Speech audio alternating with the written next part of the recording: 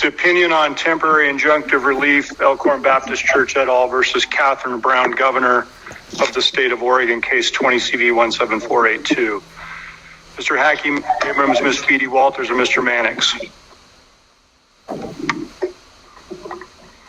This matter came before the court on May 14th, 2000 on plaintiff's motion for temporary injunctive relief pursuant to Oregon Rules of Civil Procedure 79 and defendant's motion to dismiss. The plaintiffs were represented by Ray Hackey. The defendant, Governor Brown, was represented by Mark Abrams and Christina B.T. Walters. Kevin Mannix also appeared after filing for intervenor status pursuant to Oregon Rules of Civil Procedure 33 on behalf of additional plaintiffs. Intervenor status was granted after Mr. Abrams, on behalf of the governor, did not object to the intervenor status of the additional plaintiffs.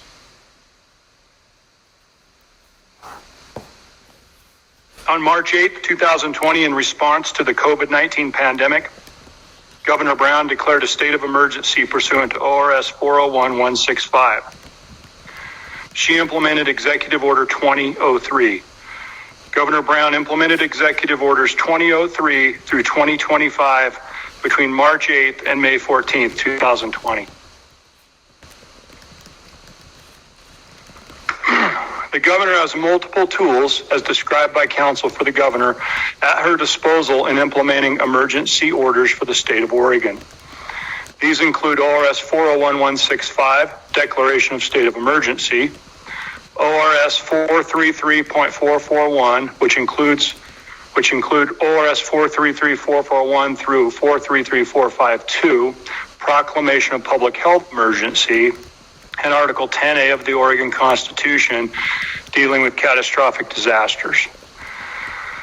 Governor Brown chose to declare a state of emergency pursuant to ORS 401-165. On March 8, 2020, Governor Brown also utilized provisions of ORS 433.441 in her original executive order. See Executive Order 2003, Section 1 and 3, and later orders. Each of these provisions of Oregon law grant the governor certain powers and limitations during times of emergencies. ORS 401-165.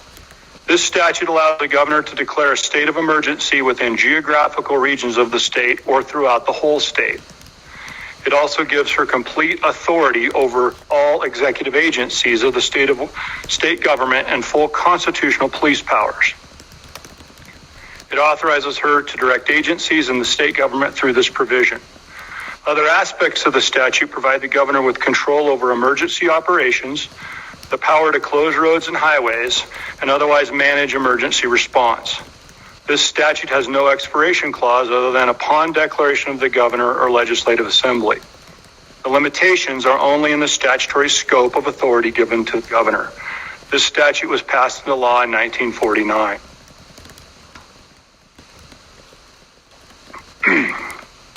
ORS 433.41 to 433.452. This statutory provision allows the governor to declare a state of public health emergency. Although there are multiple definitions that can trigger a public health emergency, one that the coronavirus clearly meets is contained in ORS 433.4424AB. An occurrence or imminent threat of illness or health condition that A is believed to be caused by any of the following: the appearance of a novel or previously controlled or eradicated infectious agent or biological toxin that may be highly contagious. This statute carries additional powers than given in ORS 401-165, including those contained in ORS 433.441-3D, granting the governor the power to control or limit entry into, exit from, movement within, and the occupancy of premises in any public area subject to or threatened by a public health emergency and necessary to respond to the public health emergency. These provisions give the public health director specific powers when authorized by the governor. ORS 433.452 allows the public health director or local public health administrator to detain an individual when the director or administrator reasonably believes a person within their jurisdiction may have been exposed to a communicable disease identified by rule of the Oregon Health Authority to be a reportable disease or condition that is the basis for the public health emergency.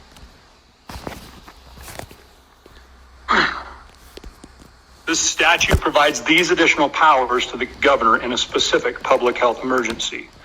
It also states in Section 4 that nothing in ORS 433.441 to 433.452 limits the authority of the governor to declare a state of emergency under ORS 401.165. If a state of emergency is declared as authorized under 401.165, the governor may implement any action authorized by ORS 433.441 to 433.452. The limitations to ORS 433.441 are given in Section 5 of this provision, which states, a proclamation of state of public health emergency expires when terminated by a declaration of the governor of no more than 14 days after the date of the public health emergency is proclaimed, unless the governor expressly extends the proclamation for an additional 14-day period. Article 10A of the Oregon Constitution.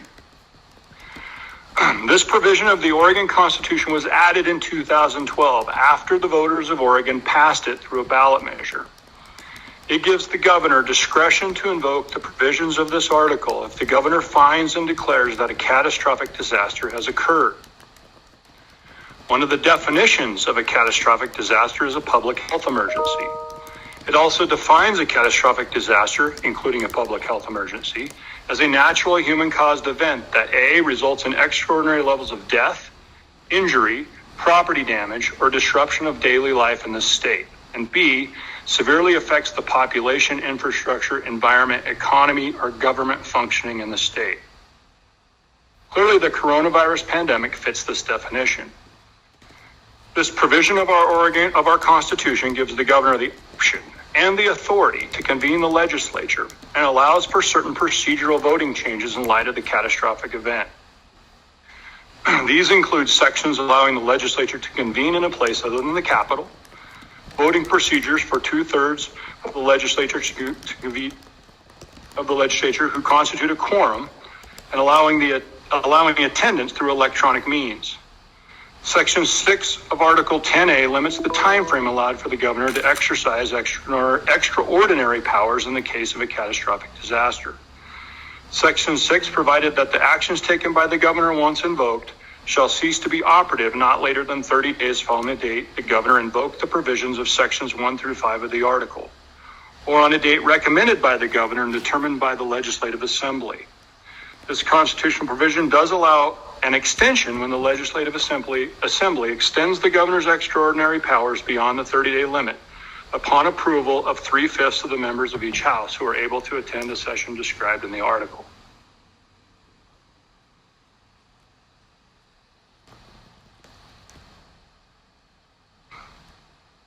Statutory and constitutional provisions.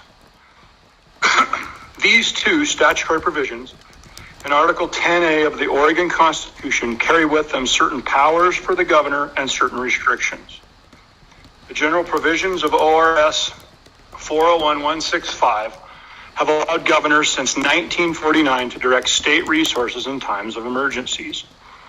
This is the most expansive statute of the three laws and has the least restrictions, especially as to the time limitation of the emergency declaration.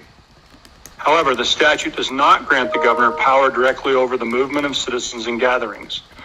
ORS 433.441 and its various provisions gives the governor additional and more specific powers to control or limit entry into, exit from, movement within, and the occupancy of premises in any public area subject to or threatened by a public emergency in specific times of public health emergencies. See ORS 433.441.3d. This statute gives the governor power over the movement and gathering of citizens. Reference to provisions of ORS 433.441 through 433.452, and more specifically ORS 433.441.3d, are found throughout the governor's various executive orders. ORS 441.3d is specifically cited in areas where the governor has ordered that business and retail establishments are prohibited from operating. See Executive Order number 2012, page 4, section 2, closure of certain businesses, and page 3, section 1, stay at home and save lives, regulating non-essential social and recreational gatherings, which would include churches.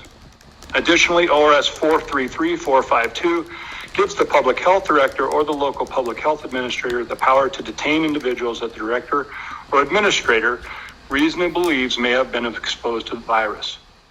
When granting this additional power over the movement and gatherings of citizens, the legislature saw fit to add additional time restrictions. Those time restrictions contained in Section 5 of that provision only allow the governor to extend the emergency declaration for 14 additional days from the original 14-day period. This provision makes the maximum time restriction to be 28 days by operation of law.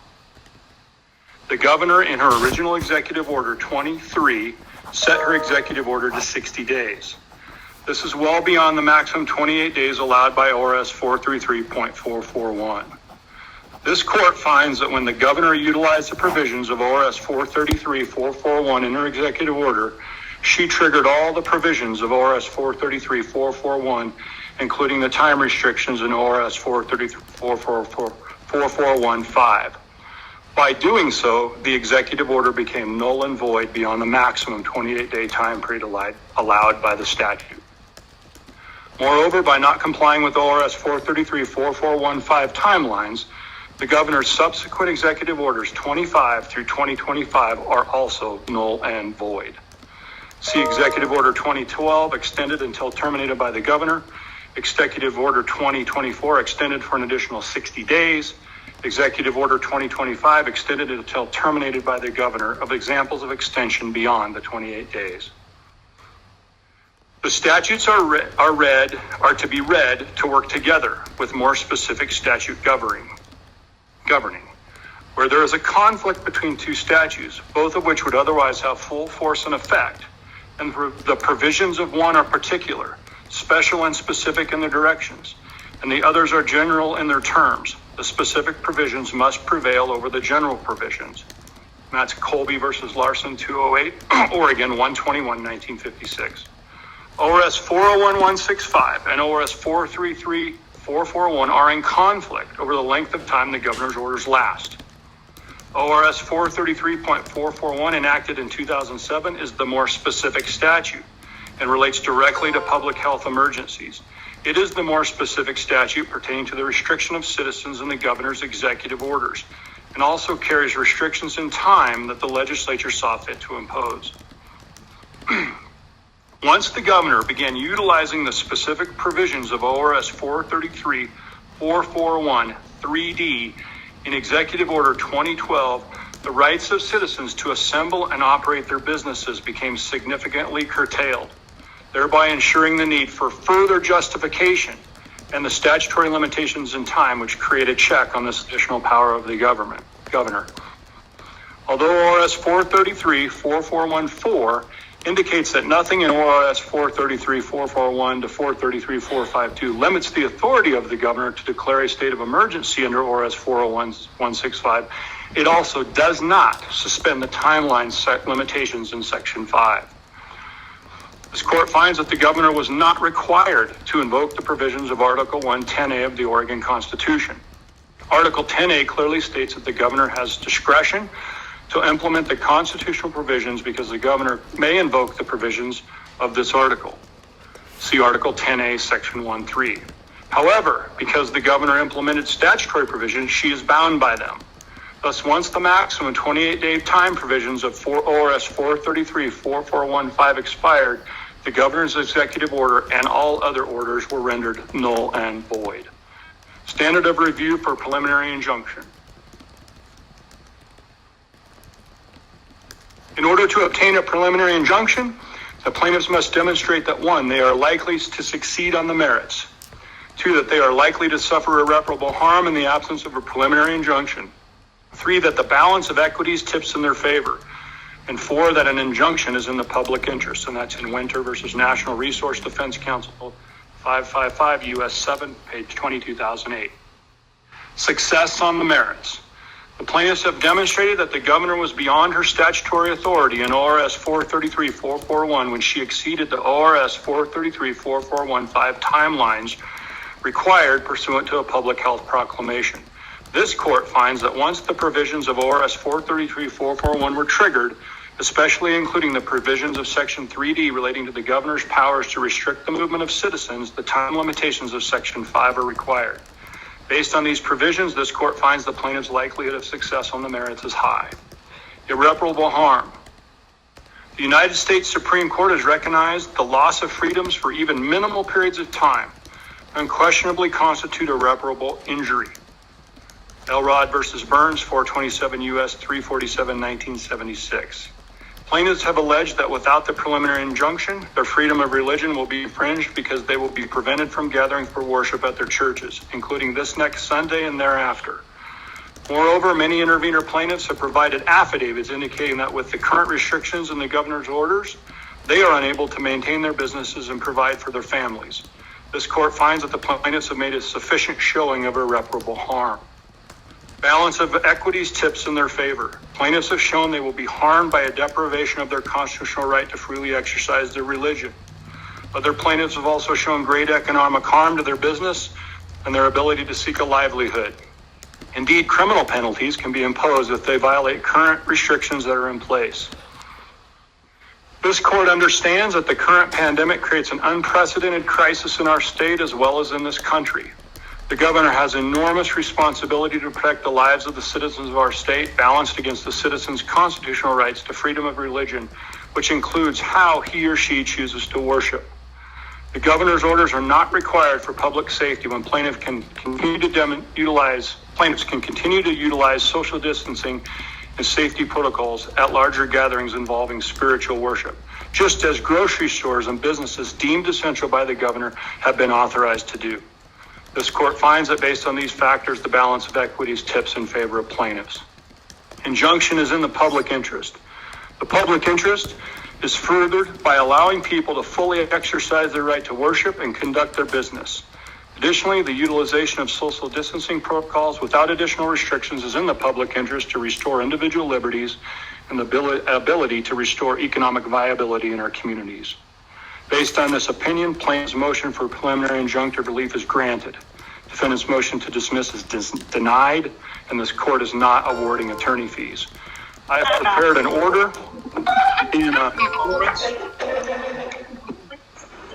and I will go